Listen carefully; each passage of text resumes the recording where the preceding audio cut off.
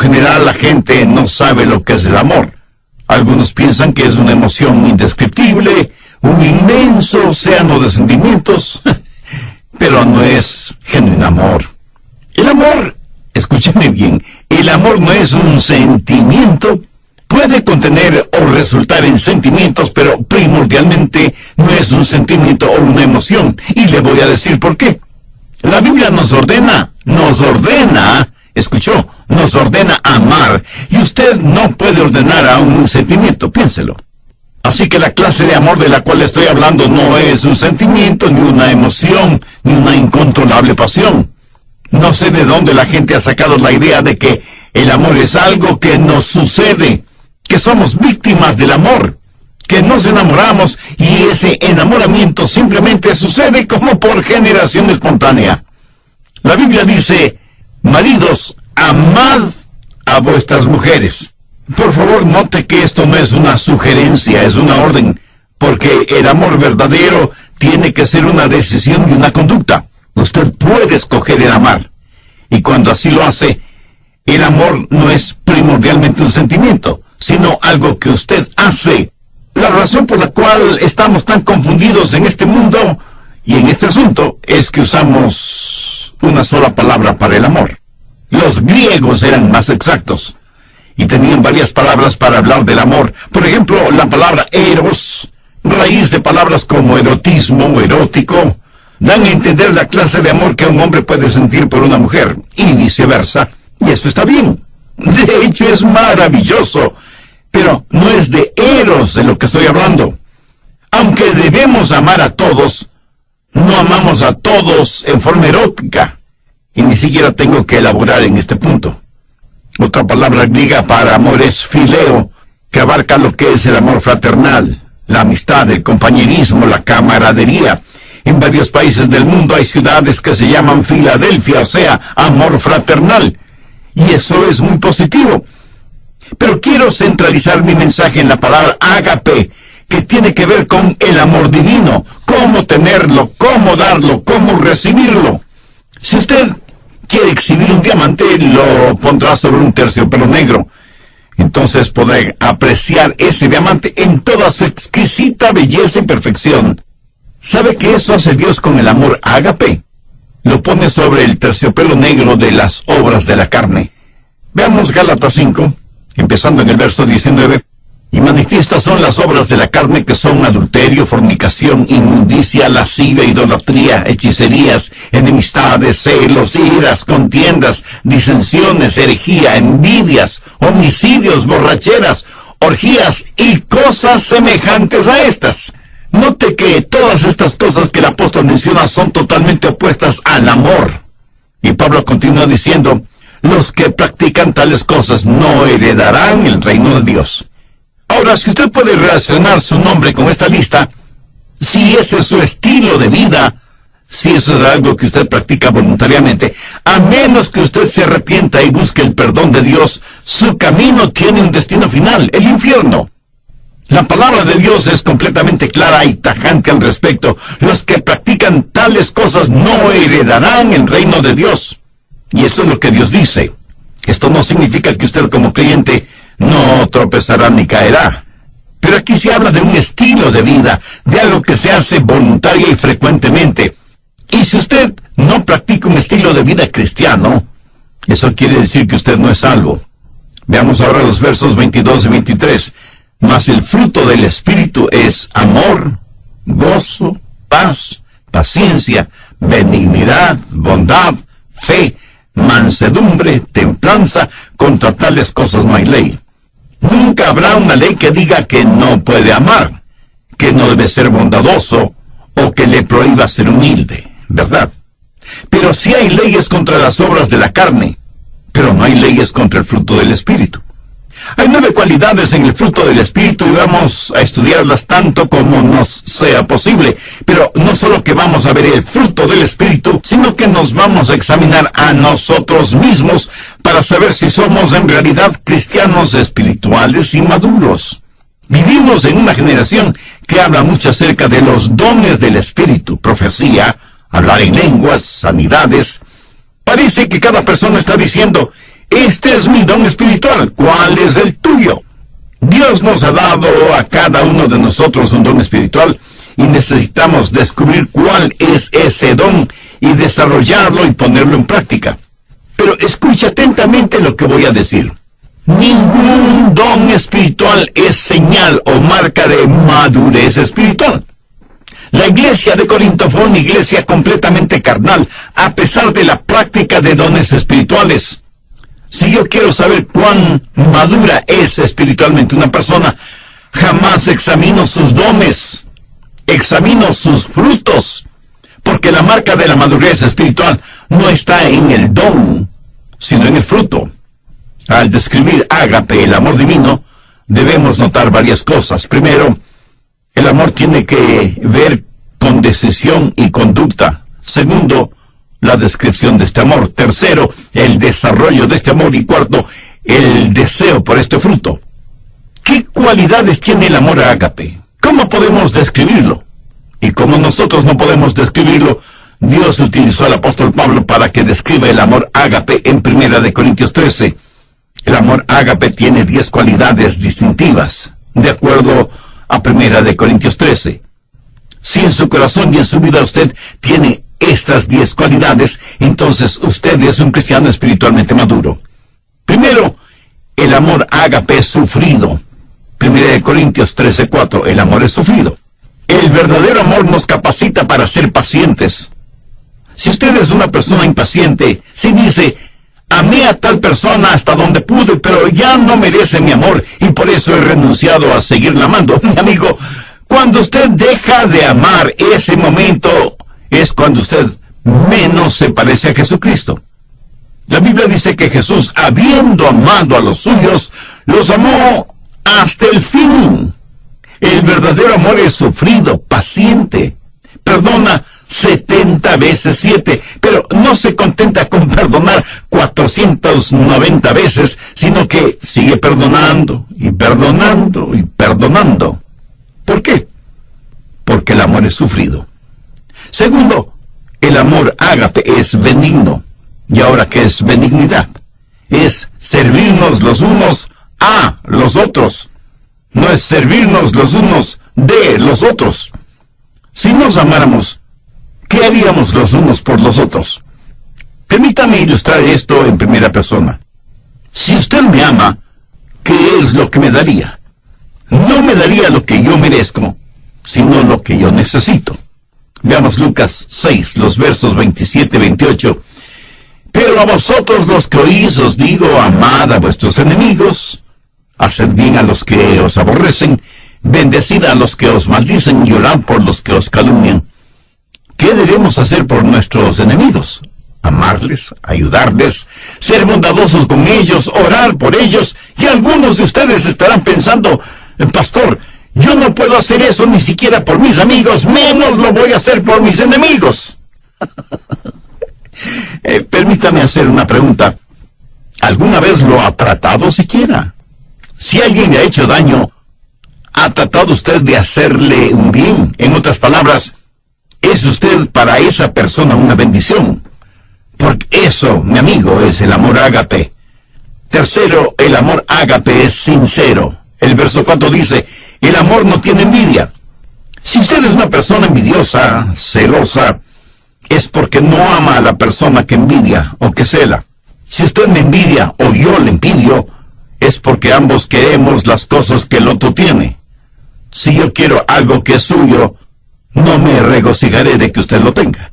Eso no es amar con sinceridad, así como no lo es que me disguste sobremanera cuando usted es alabado, cuando considero que su ganancia es mi pérdida.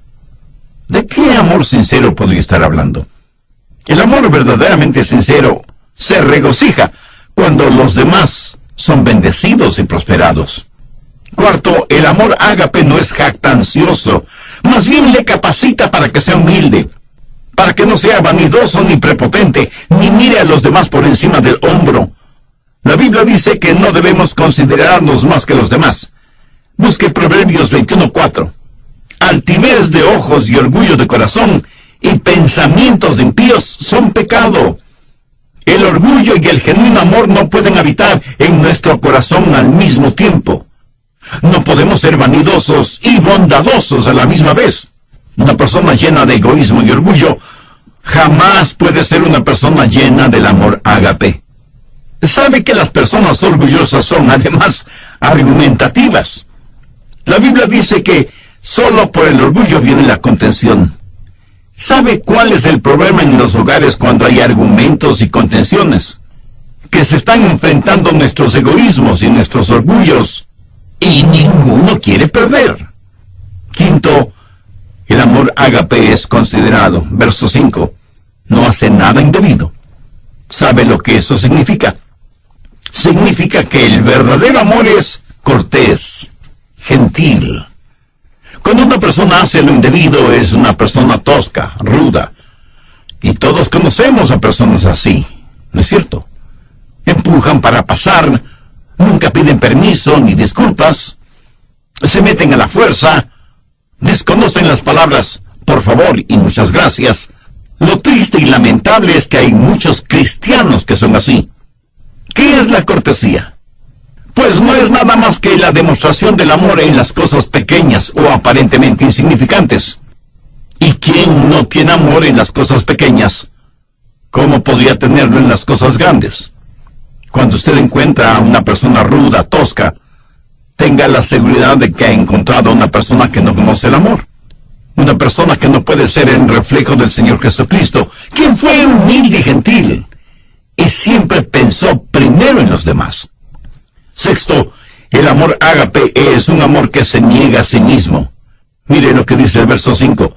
No busca lo suyo. Nunca dice, yo primero, o yo conozco mis derechos. Escúcheme, cuando usted oye a una persona decir que conoce sus derechos, tenga la seguridad de que no está hablando motivada por el amor. Permítame decir una cosa muy importante. Cuando usted recibió al Señor Jesucristo y fue salvo, usted perdió todos sus derechos. Porque ¿qué derechos tiene una persona muerta? Usted está crucificado con Cristo. Ha sido comprado por un precio. Ahora pertenece a Jesucristo. Y ahora sus derechos son los derechos de Jesús. Y Él es quien le ordena amar.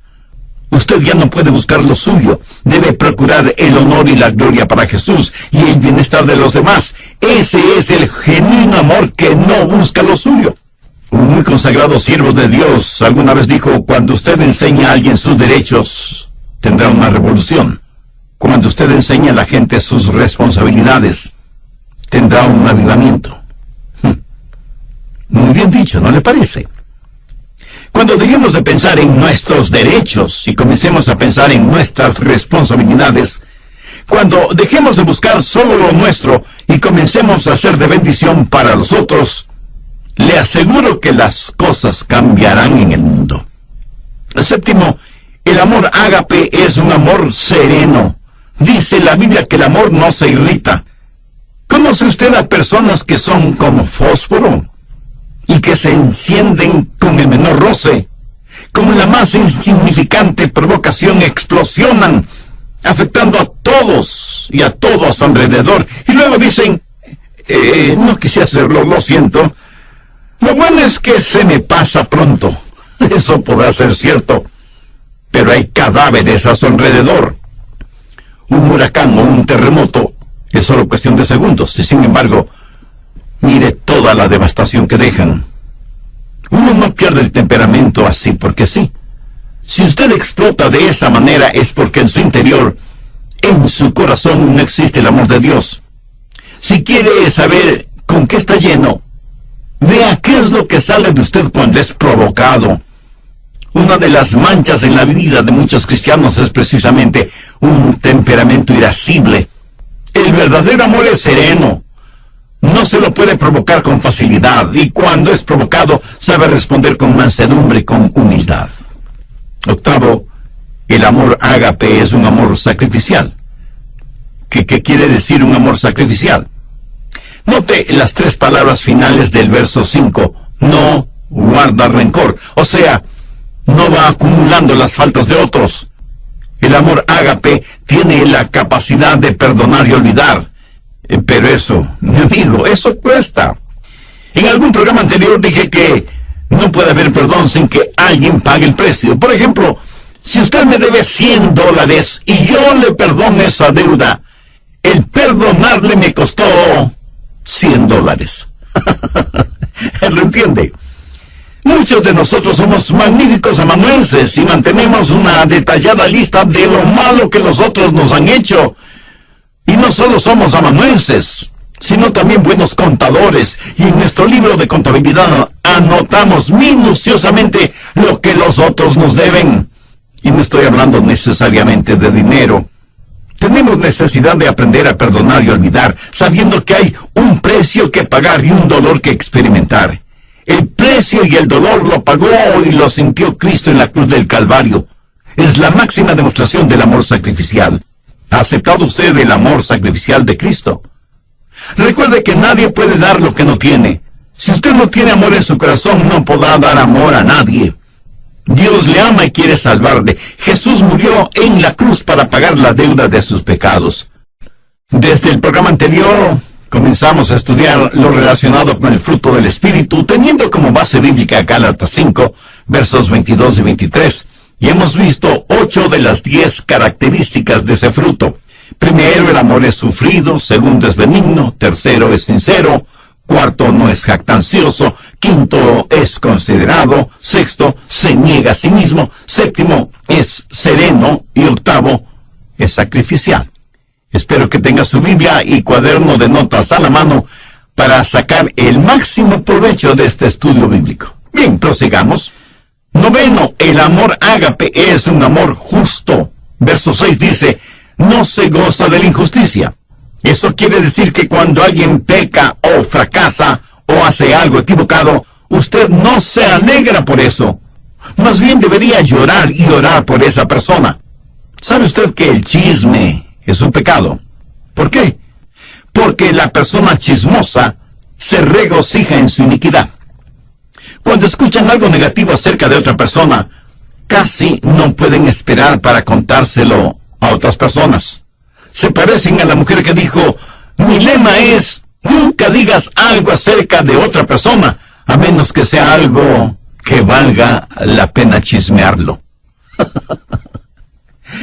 Y aunque por lo general creemos que las mujeres son las chismosas, permítame decirle que conozco hombres que son chismosos. Se regocijan y parece que hasta aman la chismografía. Son diseminadores de malas y falsas noticias. Se regocijan de la injusticia. Ahora escúcheme, no estoy diciendo que debe hacerse el desentendido frente al pecado, porque eso es imposible.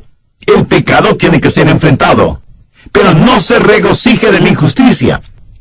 Y antes de que usted diga algo negativo de otra persona, hágase las siguientes preguntas. Primera, sé que eso es verdad. Segunda, aun si fuera verdad, es necesario que lo diga. Tercera, y si lo digo, ¿cuál es mi verdadera motivación al decirlo? El amor ágape no se goza de la injusticia. La Biblia no habla de un amor ágape chapucero que simplemente ignora el pecado. No habla de un amor que siente cierta pena por la otra persona. Cuando usted sabe que otra persona está emocionalmente herida, cuando escucha que otra persona ha fracasado, ¿cómo reacciona?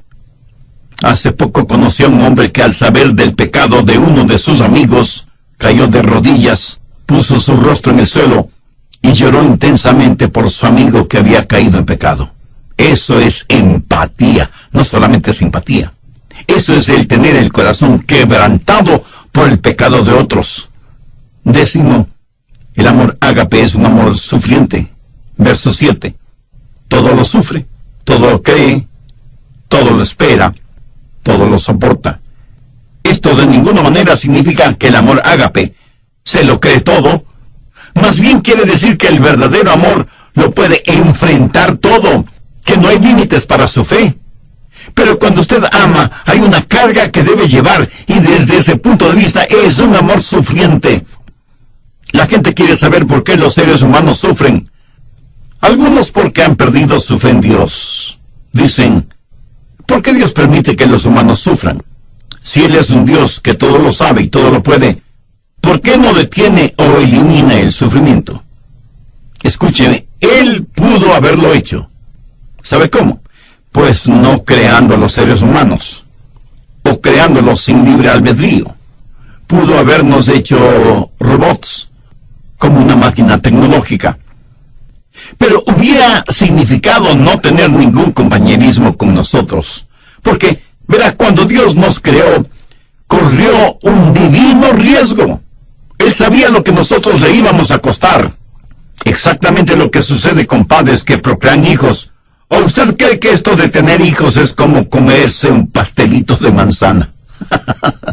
Mi amigo, tener hijos cuesta no solo en términos monetarios, sino también espirituales y emocionales. Y aunque usted no lo crea, de una u otra forma, nuestros hijos nos romperán el corazón. Dios sabía lo que iba a costar cuando nos creó y nos dio la capacidad de elegir. Y elegimos pecar. Cuando nos dio la capacidad de decir sí, también nos dio la capacidad de decir no. Para que un ser humano escoja a Dios, debe querer escoger a Dios. ¿Lo entiende? Dios nos dio ese libre albedrío, nos hizo de esa manera, pero al mismo tiempo Dios sabía que iba a sufrir. Cuando Dios escogió amar, escogió también el sufrir. Y alguien me preguntará, Pastor, ¿puede Dios sufrir? Permítame responder con una pregunta. ¿Sufre usted como padre cuando su hijo hace algo equivocado? Piénselo bien antes de contestar. La historia del hijo pródigo en el capítulo 15 de Lucas enseña que cuando un padre terrenal tiene un hijo rebelde, sufre. De la misma manera, cuando nosotros hacemos algo equivocado, nuestro Padre Celestial sufre. En Efesios 4:30 leemos, no contristéis al Santo Espíritu de Dios. ¿Lo ve? Nosotros podemos contristar, aunque muchos de ustedes a lo mejor ven este punto al revés. Pregunto, ¿puede alguna parte de nuestro cuerpo dolernos sin que nuestra cabeza lo sepa? ¿Quién es la cabeza de la iglesia? El Señor Jesucristo. Cuando su cuerpo, o sea, la iglesia, sufre, no sufre el Señor Jesucristo.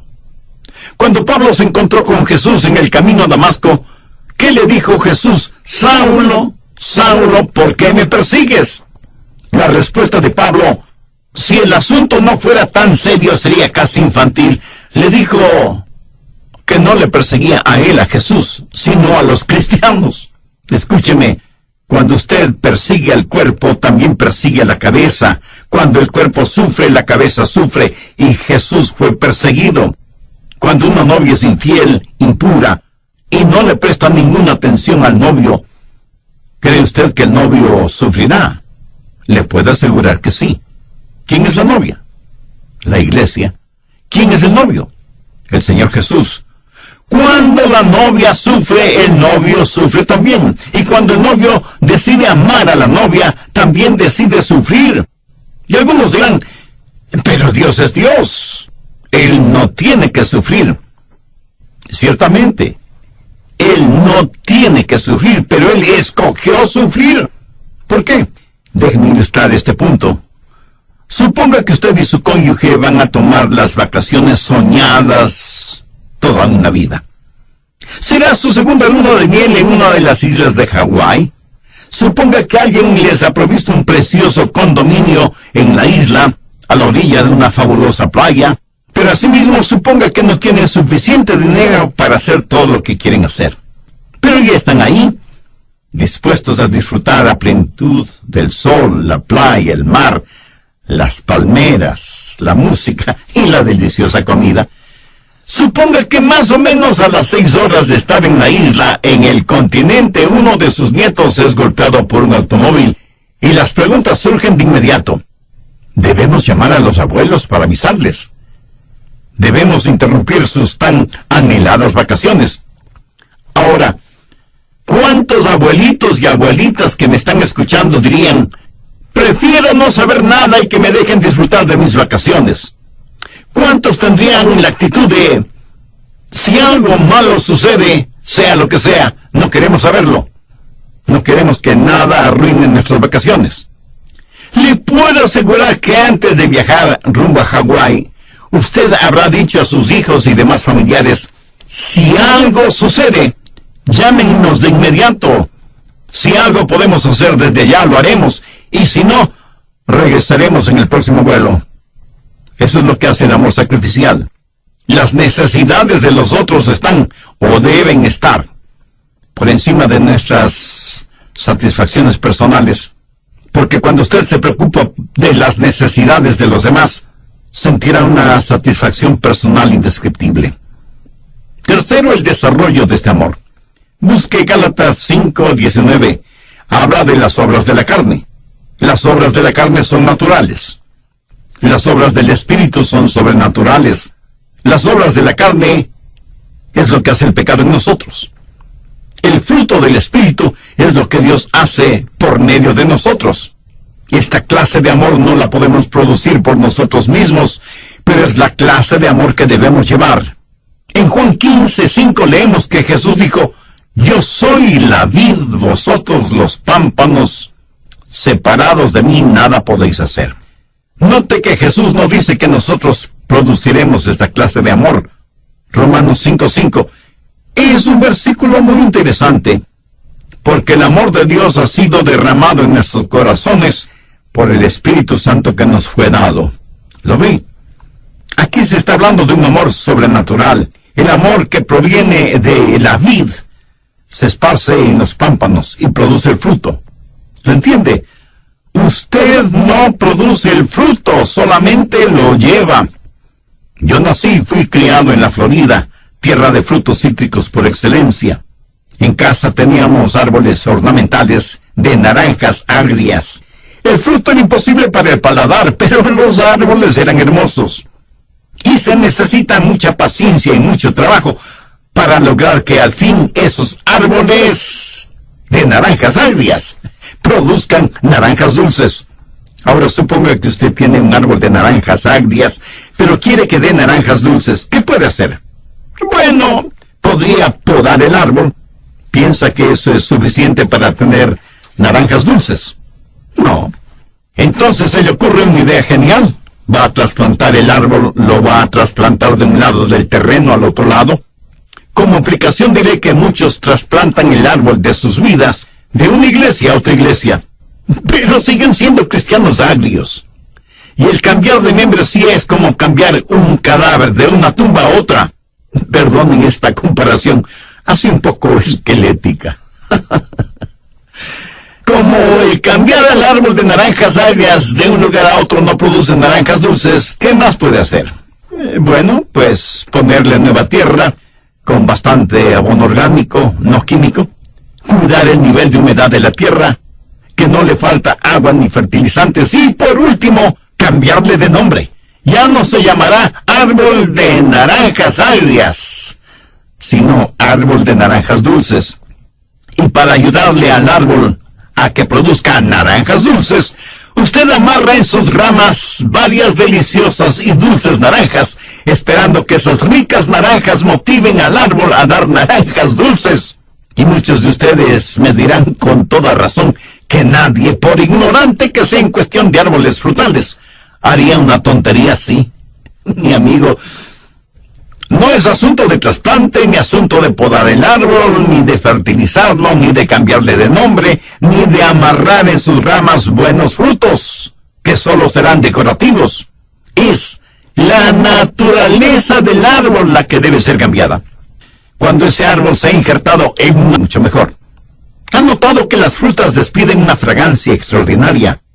Uno puede reconocer una fruta solo por el olor, aún antes de mirarla o palparla. Imagínese ahora la bendita fragancia del fruto del Espíritu. ¿Sabe lo que el mundo necesita este mismo momento?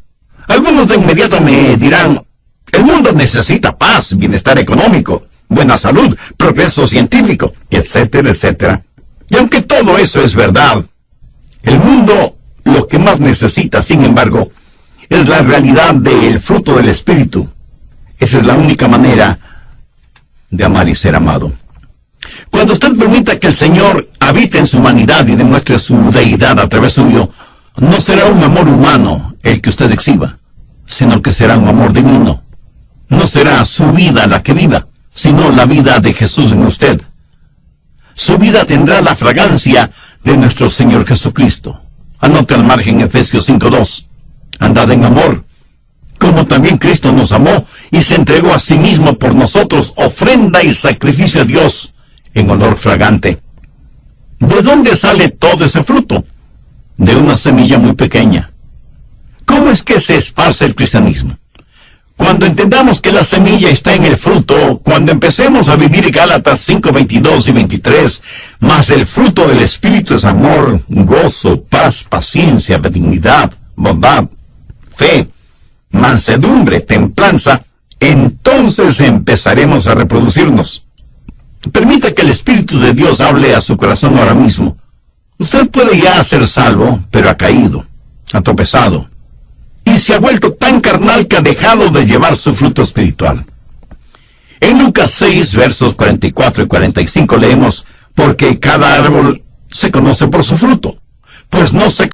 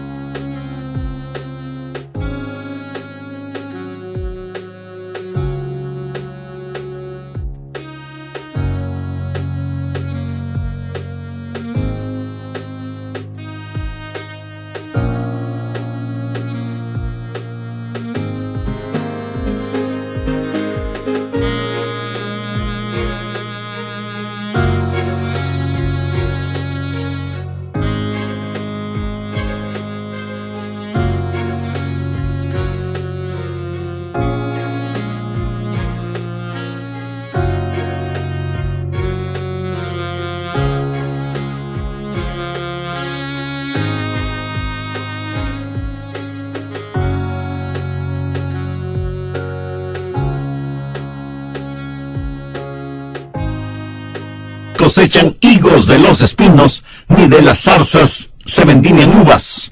El hombre bueno del buen tesoro de su corazón saca lo bueno, y el hombre malo del mal tesoro de su corazón saca lo malo, porque de la abundancia del corazón habla la boca. ¿Quiere orar una sencilla oración conmigo? Mi oración es solo para guiarle. Pero anhelo que usted ore con sus propias palabras, las puede decir en voz alta o en voz baja, o puede orar silenciosamente en su corazón, pero ore con fe, con confianza, con convicción. Diga, querido Dios, cuán lejos, pero cuán lejos estoy de exhibir en mi vida el fruto del Espíritu.